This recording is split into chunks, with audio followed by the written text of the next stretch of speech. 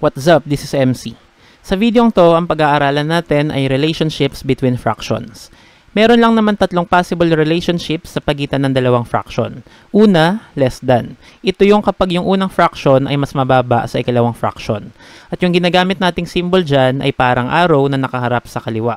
Ikalawa, greater than. Ito naman yung kapag yung unang fraction ay mas mataas sa ikalawang fraction. At yung symbol na ginagamit dyan ay parang arrow na nakaharap sa kanan. And finally, equal. Basically, kapag yung dalawang fraction, equal. At yung symbol na ginagamit dyan ay yung very familiar na equal sign. Kung meron man nakakalito dyan or pwedeng malito ka, yun lang yung less than or greater than symbol. Bakit? Kasi magkamukha sila. Nasa magkaibang direction lang sila nakaharap. So, paano mo maiiwasan malito? Tandaan mo lang lagi na ang parehong symbol ay nakaharap sa mas maliit na number. Yung maliit na part ng arrow ay nakaharap sa maliit na number at yung malaking part or yung nakabuka na part ay nakaharap naman sa mas malaking number. Again, maliit na part sa maliit na number, malaking part sa malaking number. Examples. We have 7 is less than 9. Si 7 ay mas maliit kaysa kay 9. Kaya yung arrow nakaturo kay 7. Yung maliit na part nakaharap kay 7. And then yung malaking part naman nakaharap kay 9. Kasi si 9 yung mas malaking number. Next example, 3 is greater than 1. Yung malaking part ay nakaharap kay 3 kasi si 3 yung mas malaking number. And then yung maliit na part or yung nakaturong part ay nakaharap kay 1 dahil si 1 yung mas maliit na number. At last example, 5 is equal to 5. So ginawan lang natin ng example lahat. Though sa mga counting numbers or whole numbers, mukha silang madali, pero sa fractions, medyo hihirap sila ng mga 1 level. So unang example natin. 4 sevenths or 4 over 7 is blank 5 ninths or 5 over 9.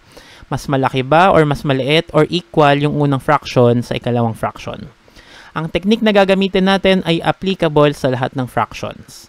Una, imumultiply yung unang numerator sa ikalawang denominator, which is in this case 4 and 9 respectively. Yung product nila, 36. So mas maganda na kabisado nyo rin yung multiplication table. Syempre, para ma-multiply nyo ng tama yung mga numbers. At i-represent ng product na yon yung unang fraction. Kaya maganda na isulat to sa baba ng unang fraction.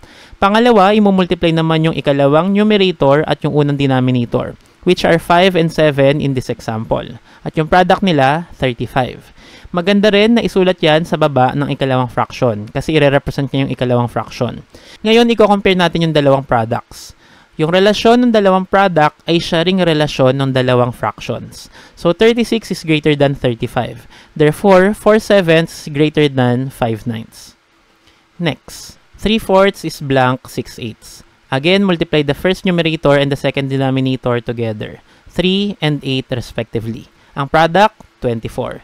And then multiply the second numerator 6 to the first denominator 4. Ang product naman nila, 24 din. So, 24 is equal to 24. Therefore, the two fractions are also equal. 3 fourths is equal to 6 eighths. Kung marunong na kayo mag-simplify, hindi pa kasi natin yung naturo sa series na to, si 6 eighths kapag dinivide mo ng 2 yung numerator and yung denominator, magiging 3 fourths din. So, equal lang sila. Next, we have 2 sevenths and 3 sevenths. Ito meron tayong specific technique para sa mga similar fractions. Similar fractions meaning pareho sila ng denominator, which is in this case 7. Kapag ganyan, i-compare nyo lang yung numerator. Kung ano yung relasyon ng numerators, yun din yung relasyon ng fraction. So, si 2 ay mas mababa kaysa kay 3. Therefore, si 2 sevenths ay mas mababa kay 3 sevenths. Pero just in case makalimutan nyo yung idea na yun, gawin nyo lang yung general technique natin. So, multiply the first numerator 2 and the second denominator 7 and the answer is 14. Multiply the second numerator 3 and the first denominator 7, the answer is 21. 14 is less than 21, therefore 2 sevenths is less than 3 sevenths. Next example. We have 1/2 is blank 10 20ths. So, multiply the first numerator 1 and the second denominator 20 at yung product nila 20. Then multiply the second numerator 10 and the first denominator 2. At ang product nila 20 din. So 20 is equal to 20, therefore the two fractions are equal. 1/2 is equal to 10 20ths. And we have our final example. We have 1/4 is blank 1/6. Unlike sa similar fractions, dito naman baligtad. Ang i-compare natin yung mga denominators lang nila, since yung numerators naman nila yung pareho. Baligtad to dahil kung sino yung mas mababa yung denominator, siya naman yung mas malaking fraction. Dahil mas mababa si 4 kesa kay 6, mas malaking fraction si 1/4 kesa kay 1/6. Pero kung makakalimutan nyo yung idea na yon, balikan nyo lang yung general technique natin. Multiply the first numerator 1 to the second denominator 6. Ang product 6, ilagay sa ilalim ni 1/4. Then multiply the second numerator 1 and the first denominator 4. Ang product 4, ilagay sa ilalim ni 1/6. So 6 is greater than 4, therefore 1/4 is greater than 1/6. Kung nahihirapan kayong sundan yung mga technique na yon, pwede nyong ulit-uliting panoorin yung video. Pero ngayon isa-summarize na natin. So meron lang tatlong possible relationships sa pagitan ng dalawang fraction.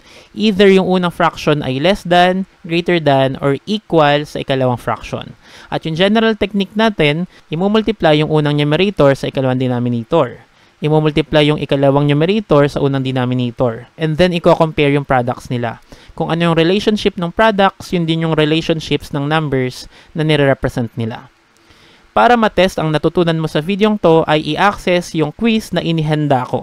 Ma-access nyo to through QR code na nakapresent kayo sa screen o kaya yung link na nasa description. Again, this is MC, always saying, think more often. Thanks for watching and see you on my other videos. Bye-bye.